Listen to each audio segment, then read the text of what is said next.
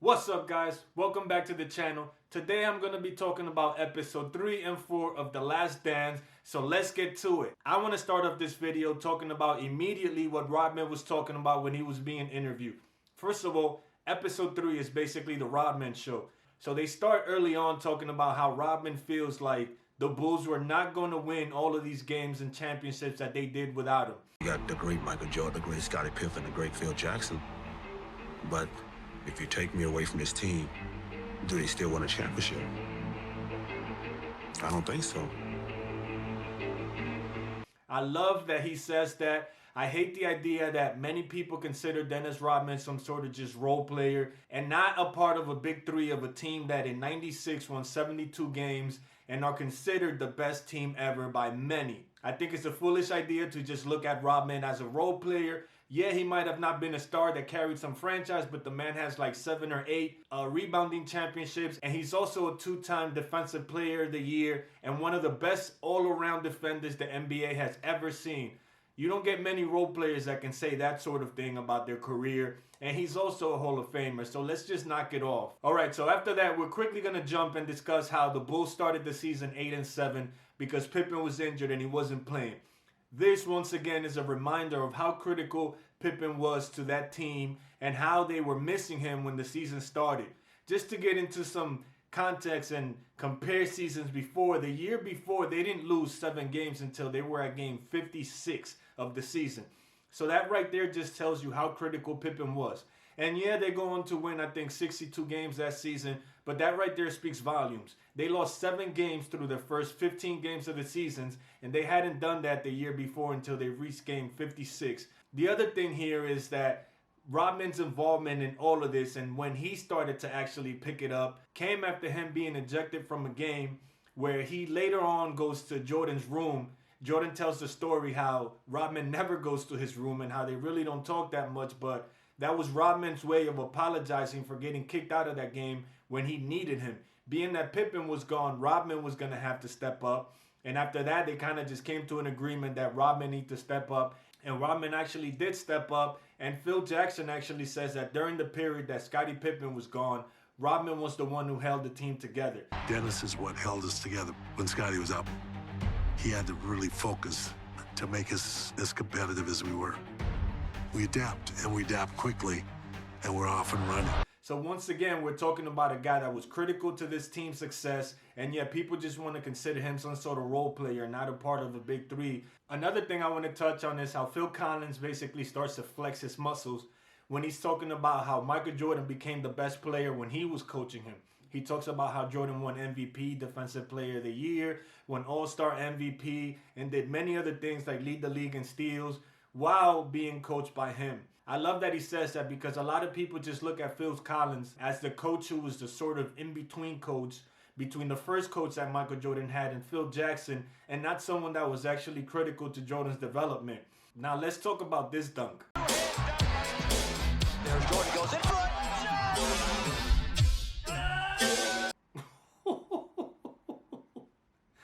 Oh man, what the heck? Man, I'm speechless. I'm speechless. That dunk made me jump out of my seat. That made me put my, man, that's the face I made after that dunk. That's just crazy. Let's talk about the Cleveland series in '89 when the Bulls played them in the playoffs. A lot of people actually had picked the Cleveland Cavaliers to beat the Bulls, and I love the story that Jordan tells about 3 specific reporters who had picked the Cleveland Cavaliers over them in different amount of games, and how he approaches them on the table. So game's about to start, and there was 2 other beat writers. Beat writer from the Sun-Times, Lacey Banks, and Kent McDill from the Herald, and me. And Lacey's picked Cavs to sweep in 3. Kent's picked the Cavs to win in 4, and I've picked the Cavs to win in 5. So Michael, the game's just about to start. And Michael walks over to Lacey, and he points to, says, "We took care of you."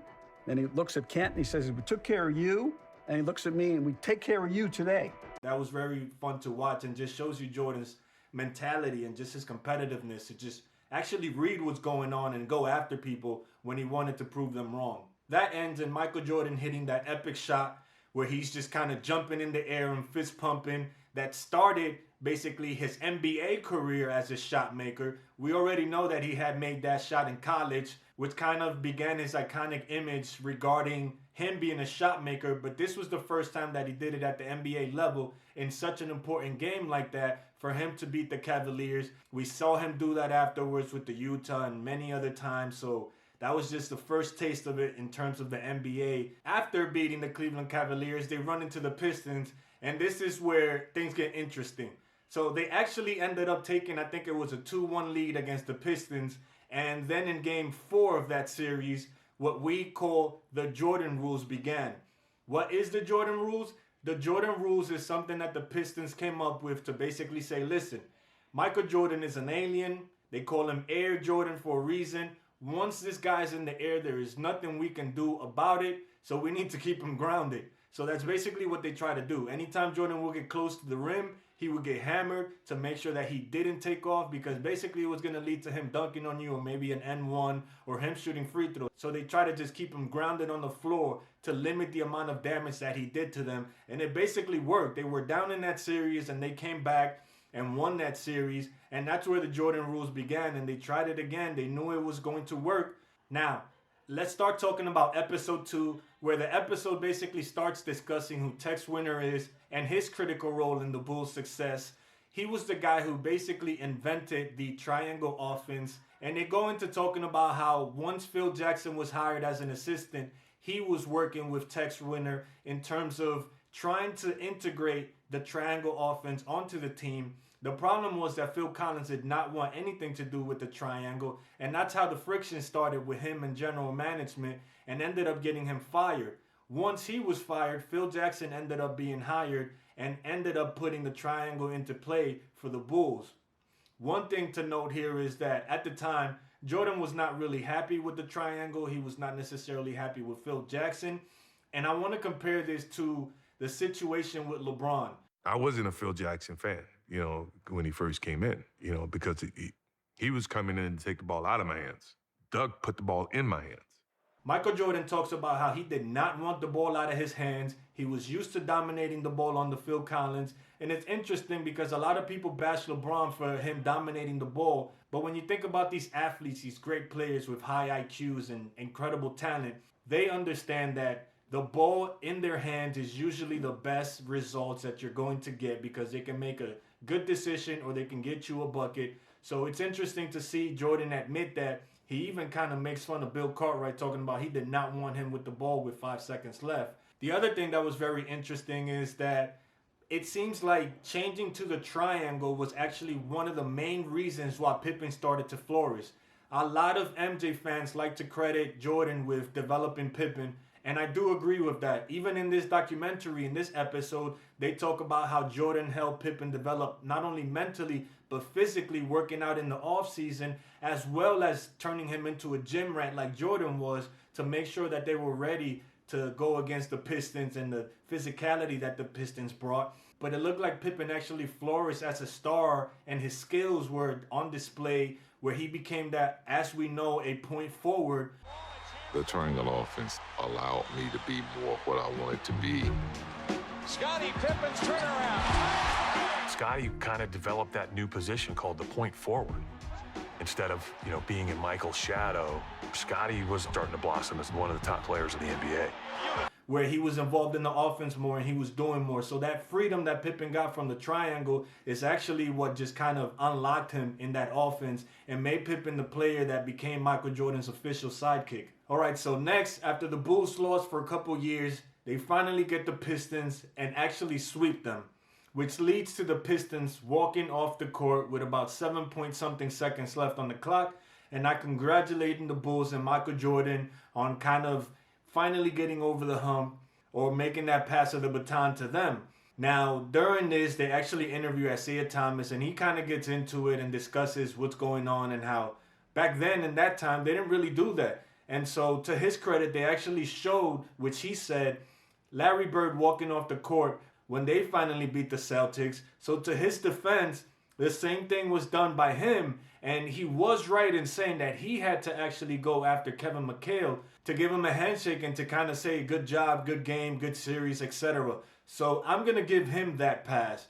You know, too much is made about this. We know that Jordan and the Pistons and the Bulls did not like each other. So I understand why the Pistons did it. I'm not saying it was right. It's a lack of sportsmanship, and in general, there's a lack of respect there, which, fine, they don't like each other, so I'm willing to get over that. But it was nice to see right in the next series a complete opposite reaction to that when Michael Jordan and the Bulls beat Magic Johnson and his Lakers, and in between the locker rooms, Jordan and Magic Johnson actually have a moment where Michael Jordan goes to Magic Johnson and hugs him and cries on his shoulders. Now, this is an awesome moment. It's something I did not know happened, and I'm very, very happy that I got to watch this. It's a moment that actually gave me goosebumps, and it's incredible for Magic Johnson to kind of hug him back and just say, welcome to the club, which is kind of how Jordan took it. Now, with regards to the series, let's actually talk about what happened, because the Lakers won game 1.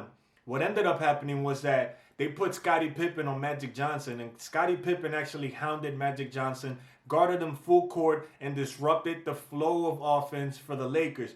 We all know that Magic Johnson was the head of the snake when it comes to the Lake Show, running the offense. So to actually have someone who's Magic Johnson's height or close to, and Scottie Pippen with great length, hound them full court and affect their offense drastically is basically what changed the series. So the Bulls went on to sweep them the next 4 games, and it was a gentleman's sweep where the Bulls won in 5 games.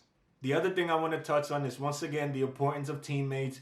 There's a segment here that's kind of devoted a little bit to John Paxson, where Phil Jackson tells Michael Jordan that he needs to pass the ball to John Paxson because he's been open basically all game. This was to start the 4th quarter, and John Paxson had a huge game. Now, the reason I want to talk about this is because too many times you hear players talking about, oh, this guy saved that guy. And I'm specifically talking about LeBron James. Yes, I'm going to keep referring back to him because there's too much drama between MJ fans and LeBron fans. And I'm a LeBron fan. I'm one of the few LeBron fans that actually acknowledges Jordan as the GOAT. I grew up in the 90s watching basketball. I'm 38 years old, so I'm not a youngin'. But I do respect basketball in general. And I'm not some LeBron crazy fan who thinks he's the GOAT. And I mean, some people genuinely feel that way, but I don't. I love basketball too much. And I was one of those kids who wanted to be like Mike growing up. So I give him that title of GOAT. I believe LeBron James would be the 2nd greatest of all time when he's done. But getting back on topic, the reason I bring this up is because you hear people talking about Ray Allen saved LeBron's career because he merely hit 1 shot. Or the same thing with Kyrie Irving because he hit that 1 shot. Let's not ignore all the other role players that have hit big shots like that in the past. People like Derek Fisher for the Lakers, Robert Horry for the Lakers, for the Houston Rockets, for multiple teams, as well as Sean Elliott for the Spurs, etc., etc. John Paxson himself hit a game winner for the Bulls, as well as Steve Kerr. So we really just need to get off this nonsense, fellas. Seriously. Now, another thing I want to quickly cover is Phil Jackson at the end of the game, after that moment, telling Michael Jordan, you did it the right way, you did it the right way.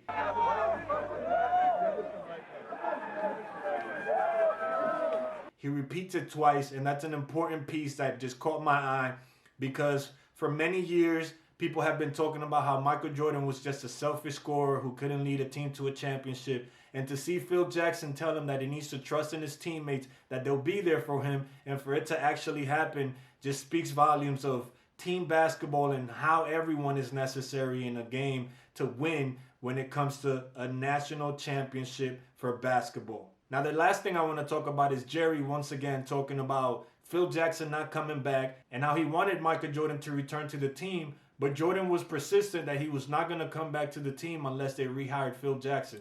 So my question to you guys is this. Do you believe if the Bulls do not win that championship that year, that Jordan actually retires, or do you believe that he plays 1 more year because he wants to go out on top? I personally think that Michael Jordan would have probably came back. I do not see Jordan going out and finishing his career with a loss, especially if it left a bad taste in his mouth. So my belief is that Michael Jordan would have probably came back. Now, I don't know if he would have played for the Bulls or somebody else. But anyways, that's the question I have for you guys. So let me know in the comment sections what you think. Well, fellas, that is the end of the video. If you like what you've watched, if you found value in this video, please consider subscribing to the channel. Please hit the like button. Please share the video. And if you're not new to the channel and you're already subscribed, please consider hitting the notification bell so you're notified when I create new videos. That's the end of the video, fellas. I'll see you guys in the next video. Peace.